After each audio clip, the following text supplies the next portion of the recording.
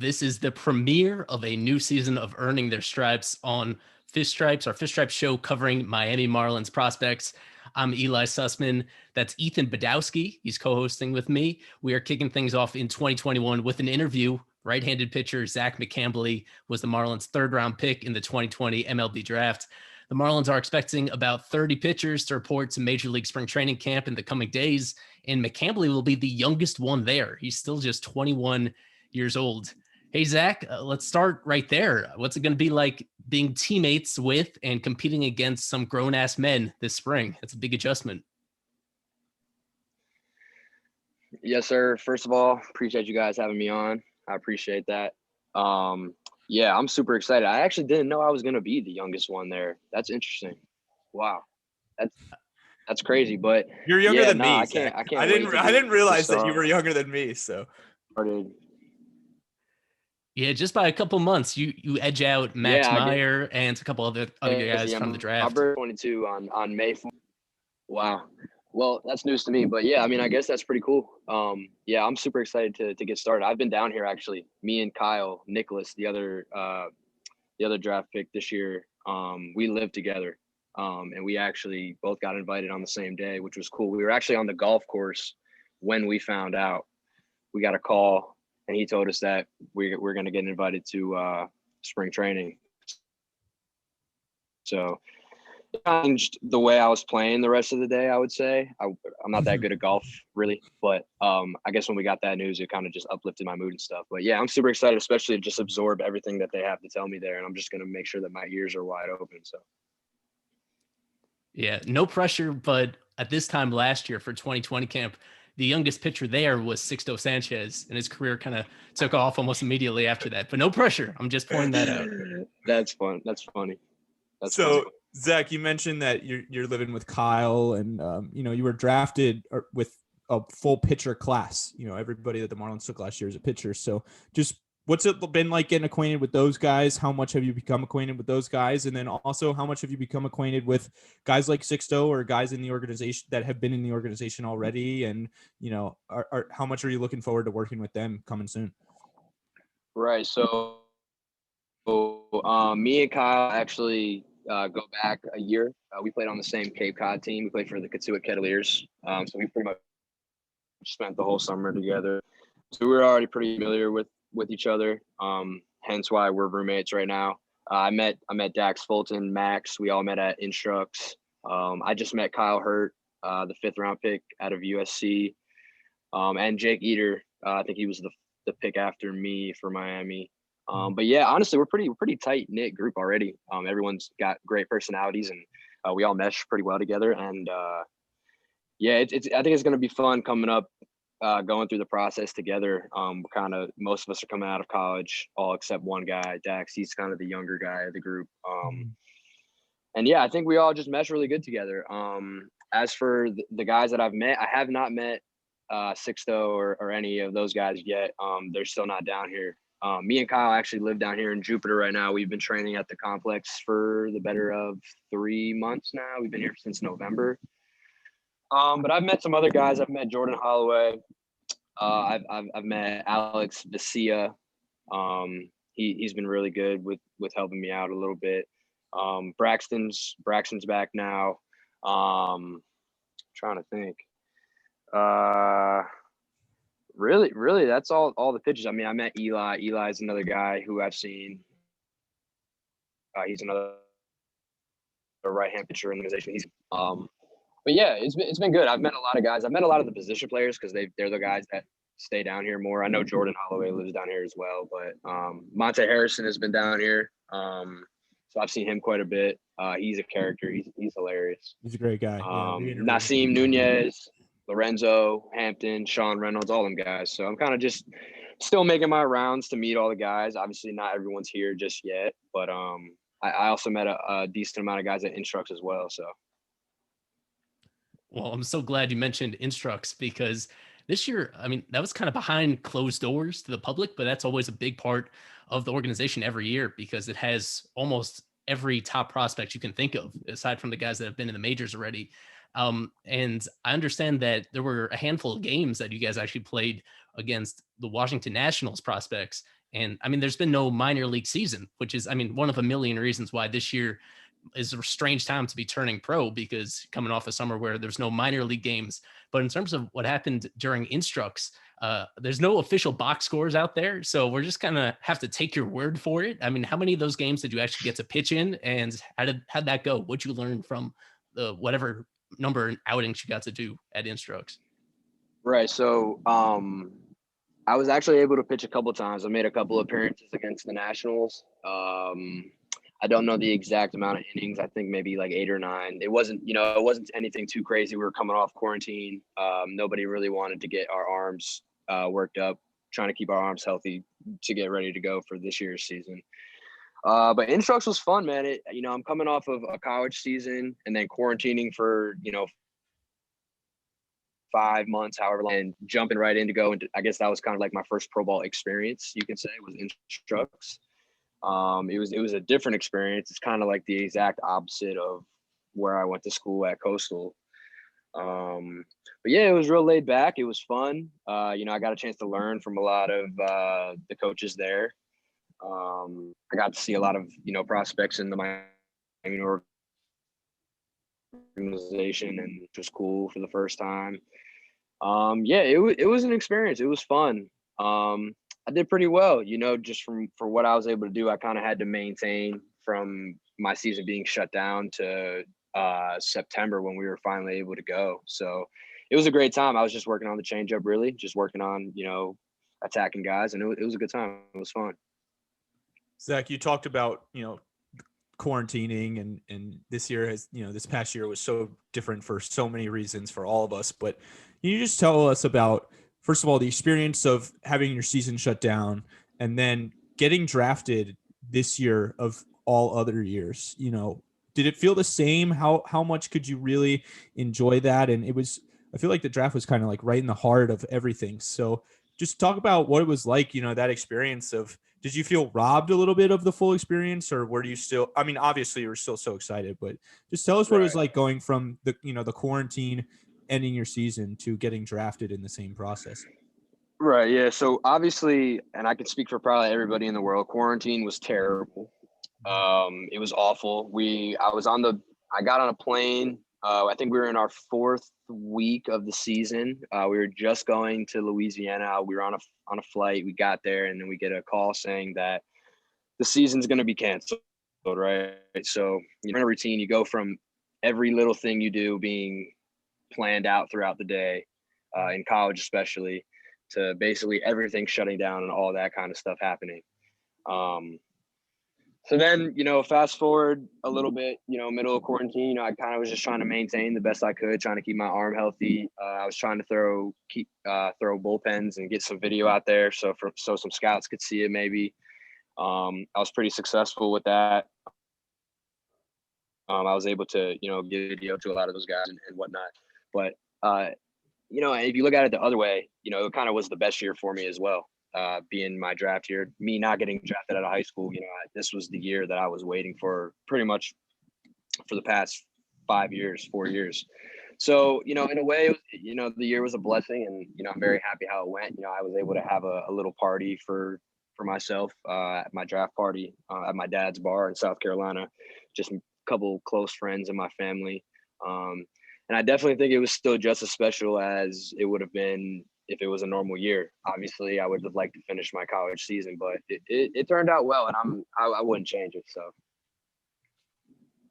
we're here with Zach McCambley, right-handed pitcher of the Marlins, consensus top 30 prospect in the Marlins organization. A couple questions back about college at Coastal. How about one of them being like, what do you think is the best game that you've pitched in your career so far? Like, if somebody's listening to this and they barely know about you, or they just haven't seen you pitch before, what's a game that you point to at any point in your life that you say that's peak Zach McCambley? That's what it looks like when everything's going. Man, going to I have so many great memories at Coastal, so many great games. This game that I'm going to mention is not my best game, but this is probably just the most memorable game I've ever had at school. It was opening weekend, actually. I was a freshman, 18 years old, one of the youngest guys on the team. And it's opening weekend. I'm about about to get ready to go start, or I was coming out of the bullpen at the time there. And it was on a Saturday night. I didn't play the Friday. We blew out Virginia Tech or something. And on Saturday, we played Oklahoma. And I came in for the 8th and 9th inning, and we were going into extras. And it was probably the most live game I've ever had. To this day, in my 3 years at Coastal, that first game as a freshman was still probably the livest game I've ever pitched in. Just because it was such a close game. It was against Oklahoma. They were ranked really high. I think they were like 9th in the country or something at the time. Some crazy thing like that. And we ended up winning on a walk-off. And it was my first game in college, and I ended up getting the win, which was awesome. So that was probably my most memorable game, just being, just a freshman and coming in for my first time ever. But as for probably my best game, I would say probably the most complete, Zach, was this past year. That's why I really wish that the whole year was able to play out. Even opening weekend, going 7 innings, 10 strikeouts games, and pitching against Maryland this year. I really think that I was just starting to go up this past year. I think that if the year would have continued, I could probably give you a pretty solid answer on that. But I would say probably honestly the first 4 games that I had this past year, they were probably the best I've ever thrown at college, and that's for sure. All right, I have an important question about going to college at Coastal Carolina, and I feel like we ask a lot of people at Coastal Carolina this. You might know what I'm going to ask you. What is a Chanticleer? It's it's got a huge story behind it. Okay. And I'm not going to sit here and tell you that I know the full story, but just know it's the most badass rooster in the world. Awesome. It's the most badass rooster in the world. And then talk to me about Coastal Carolina. You didn't get drafted out of high school because scouts knew that you were so committed to there. So what drew you there? What made you say, no matter what, this is where I'm going to go. This is where I'm going to, take my career to the next level? Yeah. So basically, so my parents are separated. My father lives down in South Carolina. And basically when I was growing up, we vacationed every year down to Myrtle Beach. And that was kind of like our family vacation spot. So we used to go and, we used to say like, how cool would it be to go to Coastal? How awesome would it be? This is basically like our second home. Great weather, you got great people around here. So basically I committed there when I was a sophomore in high school, and I was really attached to Coach Gilmore. He has a way of getting guys to come to the school and making them better. And even the whole coaching staff, from Coach Schnall to Coach Thomas, who was my pitching coach, and all those guys. There's something about that place that makes you want to come, because they're a no BS type of school. They're kind of like a blue collar type of, hard work. You're going to get on the field this way. You're not going to, just be put on the field. So I think I was just really drawn to the atmosphere there, and I really enjoyed talking to all the coaches. Really wanted me to come there, and like I said, just being that place being a home away from home for me, it was kind of just like a perfect story for it. Well, Coastal has been getting a lot of attention this past year outside of baseball because of what the football team did, kind of coming out of nowhere and having that undefeated regular season. How closely did you follow along with that? Did your schedule line up that you're able to go to any games, or I'm assuming that you were pretty proud of what those guys did as well. Yeah, man.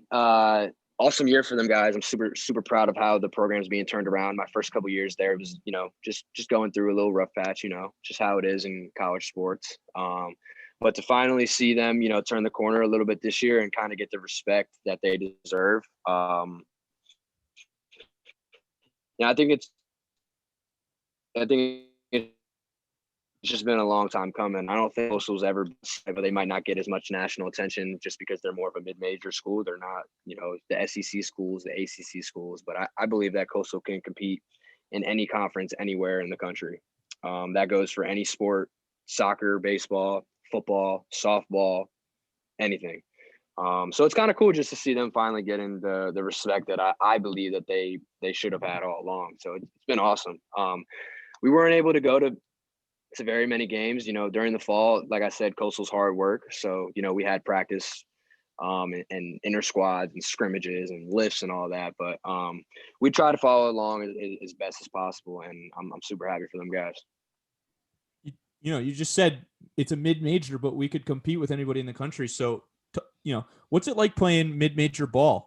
You're coming up with some of these guys, a USC guy, a guy that pitched, Max Meyer pitched in the Big Ten. So how different do you feel mid-major ball is? And do you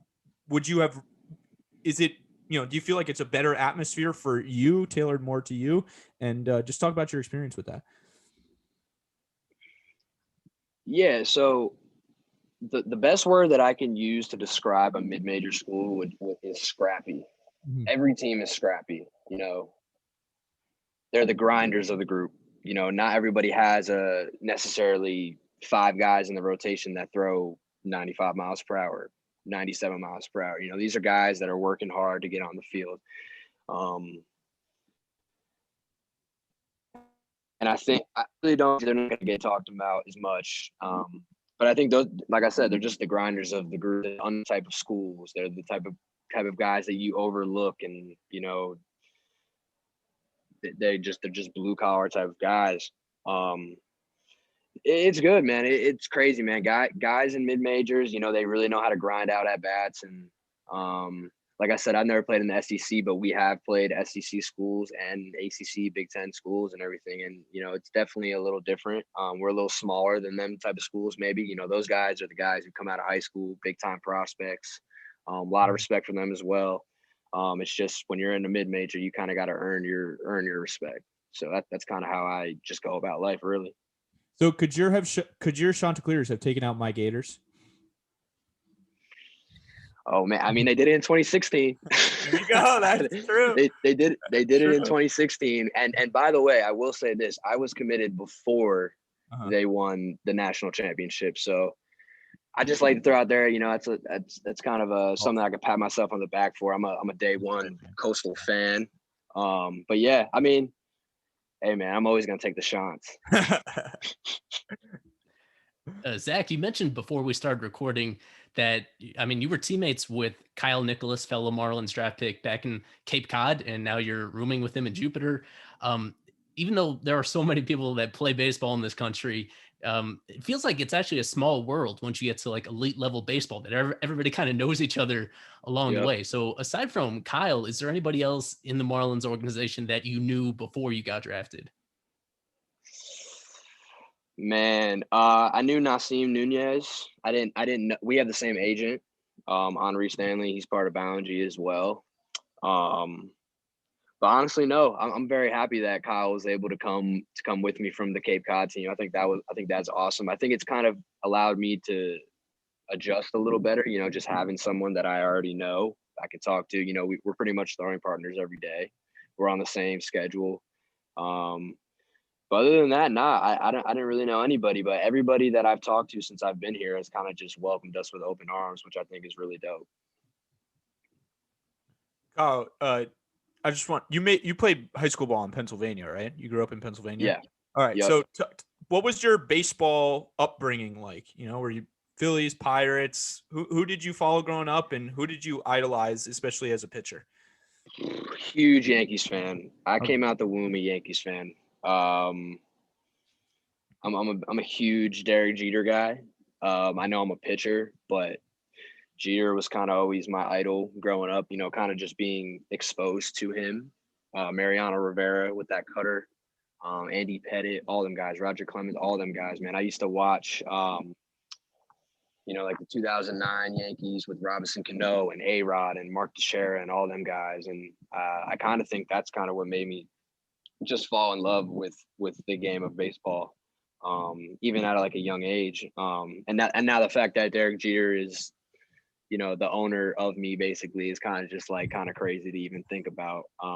He got a chance. I haven't got necessarily a chance to talk to him one-on-one, but he did come and speak to us at Instructs, and it was kind of just the craziest thing that I've ever done so far. Just seeing him up close, just thinking to him like that's my idol since I was a young kid. So it's amazing. And just, is there a pitcher that you kind of you'd like to think you model yourself after, or are you Zach McCambley?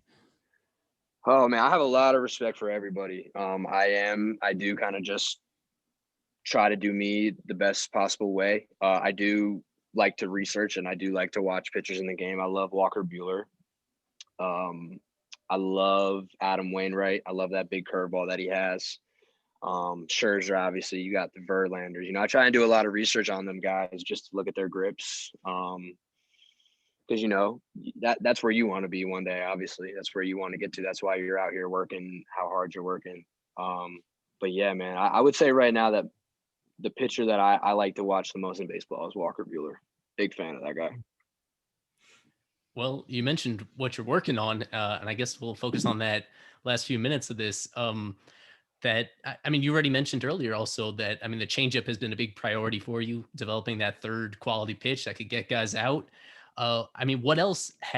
What's the feedback been from Marlins coaches so far now that it's been about 6-7 months in the organization? And you showed up there already doing some things really well that were having a lot of success for you at Coastal. But what other specific instructions have those coaches given you? Because honestly, those are some unsung heroes in the organization, the Marlins pitching coaches, because the dream is for this organization to put out like a whole homegrown starting rotation, and all that starts in the minor leagues. And so they've done a good job with other guys, getting them to improve their games, become more complete pitchers. So what has that specific advice been to you so far since you got there? Yeah, them guys in the Marlins organization, they're great. I actually really enjoy my time down here. I enjoy going to the field every day and learning from them guys. Like you said, and like I've said in the past, that changeup, that third pitch is kind of the biggest priority for me. And in every bullpen, we're making sure that we're keeping the command right. I've always had the two pitches. I've always had a fastball. I've always had a pretty good breaking ball. That's always kind of been my bread and butter type of thing. It's kind of been the pitcher I've always been. But you get up into you go to the field and you see the cages and you see these guys, the pro guy, the major league guys, hitting in the cages, and you're like, okay, man, you really need something to get their timing off. So it's like now it's kind of more of like a real thing for me, this changeup. It's made a ton of progress since this past. So yeah, the past year, I would say the past year I have made a ton of progress on the pitch. The biggest thing with the changeup is just a feel for it. You got to have a feel for it. It's all about the reps that you throw. It's not necessarily how you throw it. It's honestly just more about the reps. And that's really what they've been preaching to me, Scott and Reed. We work on it every single day. I would say that I probably throw the changeup multiple times a day, probably 6 days a week out of the 7. I take one day off of throwing. So it's obviously on the top of my mind, and it's going to just take me to the next level. And, the one thing that I could say about myself is that I'm a very coachable type of person, and they're going to get the best out of me every day that I go in, and we're just going to keep refining that pitch up until I can start using it in games. So, Zach, I have one question for you before I ask you about the Marlins' future, and it's I can see some tats up your arm right here. Is there one that really means anything to you? What do you got here? Yeah, so I got this is the Little River Lighthouse right here. I got this on my forearm. I've had this. I've got the palm tree right here to represent kind of just like coastal around Carolina. And then up here I have I actually just got this. I'm working on a sleeve. I'm trying to finish my sleeve up, man. This is like a 10-hour session that I did when I went home. 10 hours straight, by the way. That was terrible. I'll never do it again. But yeah, it's basically Zeus holding up the world. And basically the quote that I had on it was just because it's heavy, what was it? What was I don't know. It's Zeus holding up the world just because the world is heavy. The world is hard, man. Everything is hard. Just because you carry it well does not mean that it's not. Does not mean it's easy. Just because you carry something well doesn't mean it's not heavy. So that's kind of just the idea that I have behind the Zeus holding up the world. Just so that I can keep pushing every day, because I do it for my family. Basically down here grinding every day for them, to put them in a better position than what we're in right now. And that's what keeps me going every day. So I got it tatted on me, and I'm gonna finish that sleeve up soon. But like I said, not another 10-hour session, man. I think Eli had a question about your shopping list. Oh yeah, well, okay. I think I saw on Instagram a few months back that one of the first things you got yourself with that signing bonus is a new Mercedes-Benz for yourself down there. Yes. And obviously that Yes. extra tat work as well. But you know, with draft picks this year, you got screwed a little bit. Unlike past years, most of the bonus has been deferred. So for you, most of that hasn't hit the account yet. What is still on your shopping list once the rest of that gets there? What do you think would make you really happy? You and the family, of course. Man, it's probably better that the bonus is cut into 3 sections for me. Even though I'm not a huge spender type of guy, I'm gonna be honest. I know I was in the process of having to get a new car. I went from a 99 Chevy Malibu to a 2010 Mazda 3 to now this 2021 CLA 250 Mercedes, which was very cool to get, finally purchase my own car. It's a lot of hard work. I actually bought my first car that I had working at this Japanese restaurant that I worked at as a kid when I was in high school for 4 years. So I held that job down for a little bit to be able to buy that car. But honestly, I think I'm really just trying to save my money, man. Just trying to take care of my mom. My parents. I know my sister's got a 16th birthday coming up in April, so maybe go ahead and see if I can get her a car before she gets her license. That's the biggest thing, or her permit. That's the biggest thing for me. I wanted to make sure that I can take care of my siblings and everything. My sister's about to have a baby, so maybe help her out with some stuff. I know diapers aren't cheap after a while.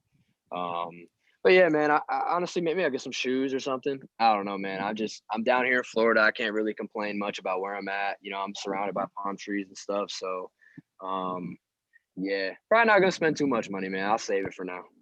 And I just want to get you out of here on this, Zach. So you're homegrown. You wear it on your sleeve clearly. And the Marlins are starting to become homegrown right now, and they're building something. Do you feel it when you're at the facility? Do you feel this homegrown factor, and do you feel what the Marlins are building, and how exciting do you and the guys around the clubhouse feel this future is in Miami? Yeah, 100% I feel it. Like I said, when I walk in and I go to work every day, I'm excited to be there, and I'm excited to learn from all those guys. Obviously, Derek Jeter has brought in the right people.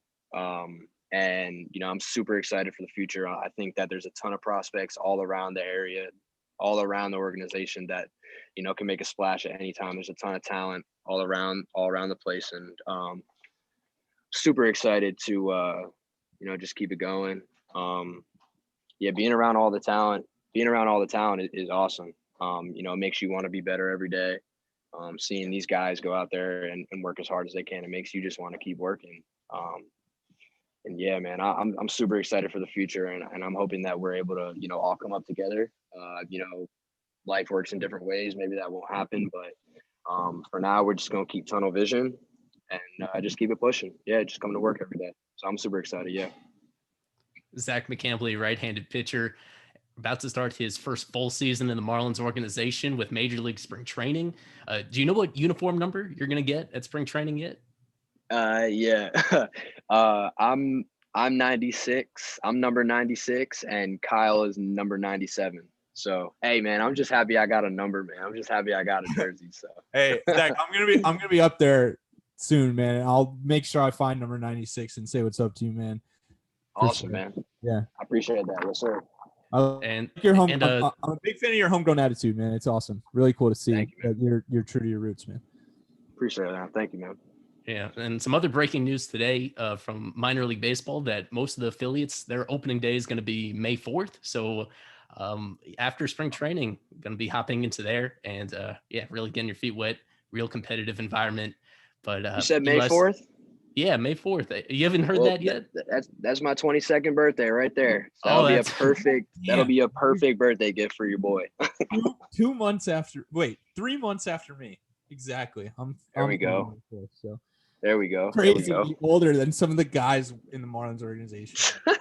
I haven't gotten used to that. And I know there are guys that are like 19 and 20 still, but yeah, I feel you, man. I feel you. It's awesome. It's awesome being out here.